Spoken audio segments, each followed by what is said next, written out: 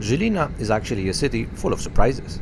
Now officially it's very industrial. The first thing you see when you come from the east is supposedly one of the biggest in Europe car factories of the Kia company. And here is a bit of a personal twist. We are visiting all the beautiful places in Slovakia thanks to that. Now I know it looks very fancy, but this is my father's contribution to the Grand Slovakian Tour, as I recently just obtained the driving license. Anyway, so here are the views of Zilina, and the hills are there to save the day again. But you may ask, the views are from where? And I say from a tower. As you can also see, there's a river, and now we've got bridges. But back in the day, sometimes you needed to look for fords. And there was a ford here, so on a tiny island in the river, they built a tower to protect the ford, of course. And it looked roughly like that. Then it grew into a proper castle. And that's officially pretty much the main visiting touristic spot of Zilina. But the industry is never far away. As you can hear and see now, there are huge train tracks right next to a beautiful castle. Spoils the medieval feel a bit, doesn't it?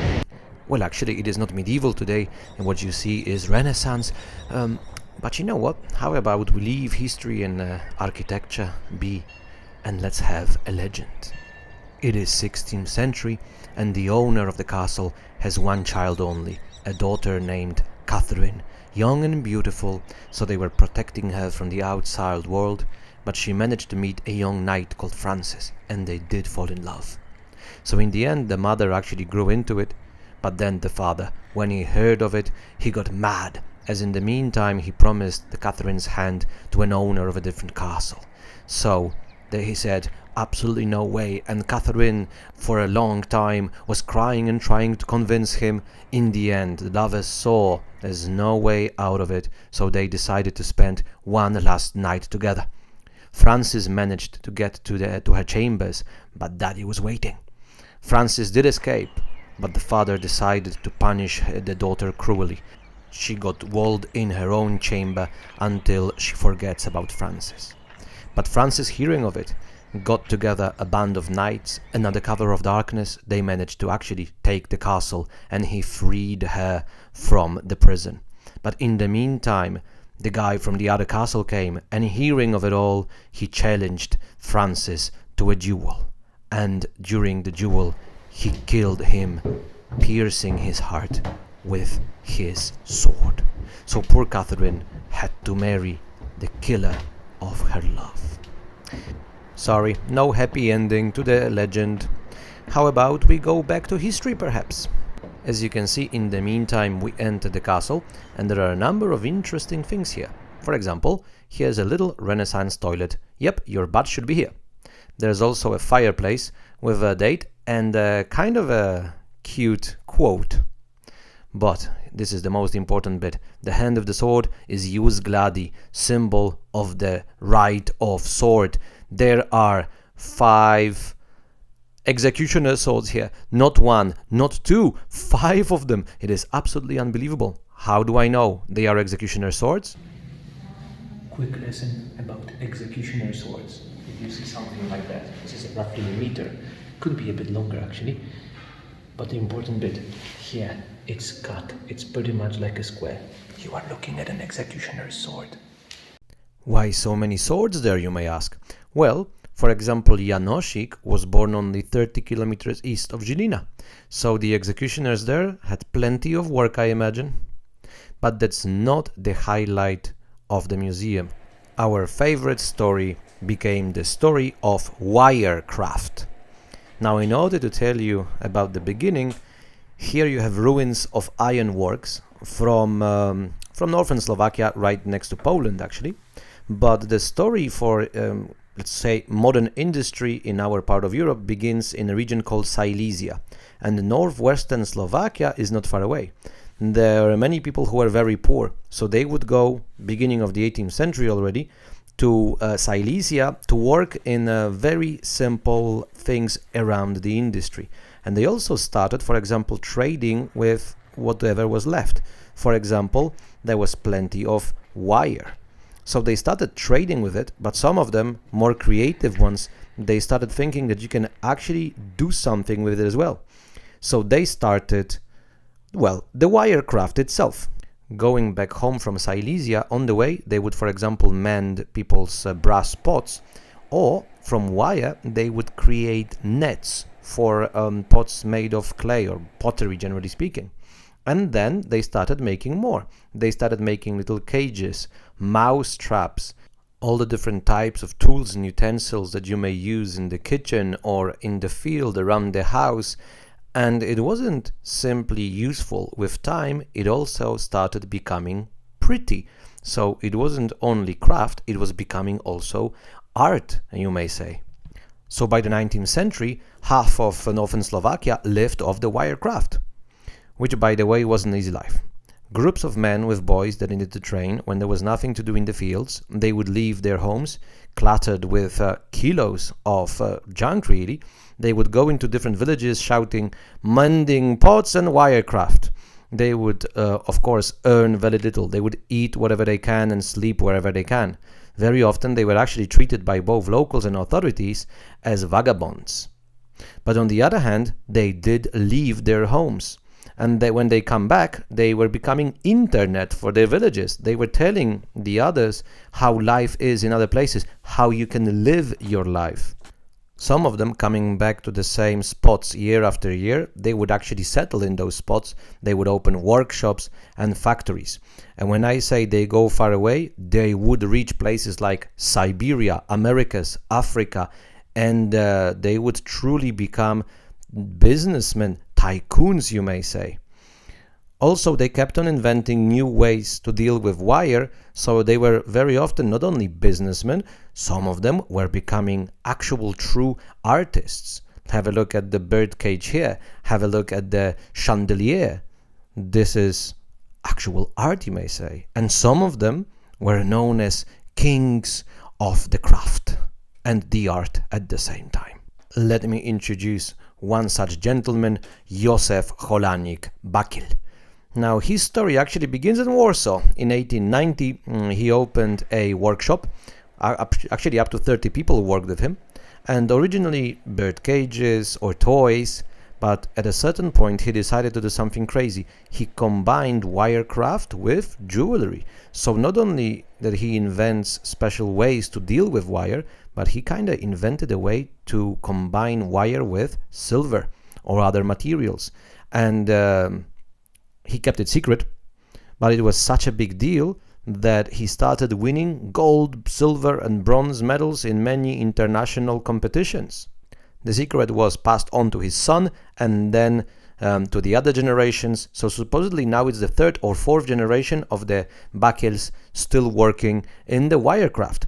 So we decided to find them. Unfortunately, turns out that you have to call in advance. So we went to the place, it was closed, but here it is, proof that it's still there. Now, last big moment for the wirecraft and art was 1942, where in Zilina there was a big art exhibition. Then after Second World War, it got pretty much forgotten, but not fully, fortunately, as it is, in the end, the only truly Slovak art and craft.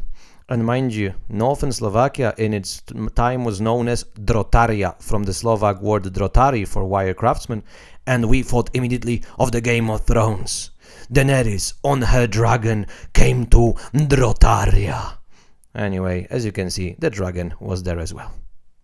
We loved the story so much that we actually bought a little souvenir, a handcrafted wire stand for pots. So with this lovely story, we say goodbye to the castle and we go to the city center of Zilina. Well, the city itself is medieval from the 13th century, and as usually the case at the time, it was funded by German colonists. But very soon there were plenty of Slovak-speaking citizens of Zilina.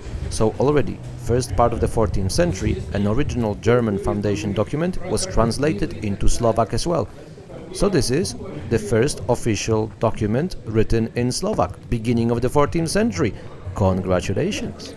But that's not the end of surprises yet. You are going to see now a building which is, to be honest, not the most beautiful building that I ever saw. It's kind of grey and ugly and so on, but it is a synagogue. It is actually a synagogue, and I've never seen anything like that before. Now we are at the back. Sorry for the poor quality of the video here. But there is a little bar here. And in the bar there was a very nice gentleman who led us inside the synagogue. It turns out that the synagogue is from the late 20s, beginning of the 30s. So it's a modernist. And supposedly there used to be an older one here. They wanted to renovate it. But the synagogue was between two modern buildings. So an architect, supposedly a very famous one in Germany and Austria at the time, decided to basically keep the synagogue in the style of the surroundings. Not only the style though, the dome with those two interlapping Stars of David is made of reinforced concrete, which is not usually a material used in synagogues. Also, you can see there's this kind of weird installation made of wood. Now the synagogue is in the hands of some kind of an artistic group, and those are the rests of an installation. And here are those guys when 10 years ago they started renovating the synagogue. Staying within the topic of Jewish history, there's a number I found in the very center of the town actually. This is a number of Jews who got deported from Zilina during the Holocaust. But let's not end the day on such a depressing note. Here's a very nice tree of beer vana, a very nice place for craft beer with our favorite map of Slovakia, craft beer map. You can see where Bratislava is. But for the end of the clip, I would like to tell you about Bytča. It's a little town roughly 20 kilometers west of Zilina, and funnily enough, it is kind of Slovak Amsterdam. There was a canal going through the center. Very nice indeed. And even 200 years ago, Bytča and Zilina were actually pretty much the same. Two towns with roughly 2,000-3,000 people. What happened is Zilina got train in the 19th century and Bytča did not. So Zilina grew and Bytča didn't. It's roughly 10,000 inhabitants today. But you can see it's old ground there. There's still a castle, a palace actually. And now entering it, the very first thing that you're gonna see in the background is a very nice Renaissance building. And there's a cute story. This place was in the hands of the Turzos, a very wealthy family. And 16th century, one of the daughters of one of the Turzos is getting married. So the father did not actually look for a place for the wedding. He built it. So this is it. And a very nice building indeed. So now there's a museum and an art gallery, and of course it's possible to visit it. But in front of the palace what we found was a little well, and inside the well is the dragon that we already saw before. Kind of a really cool idea, I'd say. Also a castle, and this is the place where Janosik spent a couple of months as a guard. But the real highlight is outside of the palace complex. What we need to do is walk just a couple of meters, and what you're gonna see is of course a synagogue. What else? Unfortunately, this synagogue here isn't as lucky as the others. Even in a ruined state though, it is very impressive, and I do hope one of those days it also gets properly renovated and opened for visitors. Now, with all those very interesting things that we saw, those were not the reasons why we came to Bytča. There's one reason actually, one little building and one plaque. And I hope the citizens of Bytča will forgive me, because this is not exactly the most positive reason to come here. But that little building in front of you is where a certain Josef Tiso was born. And the plaque, and actually some flowers, are still here. So in the next episode, Second World War.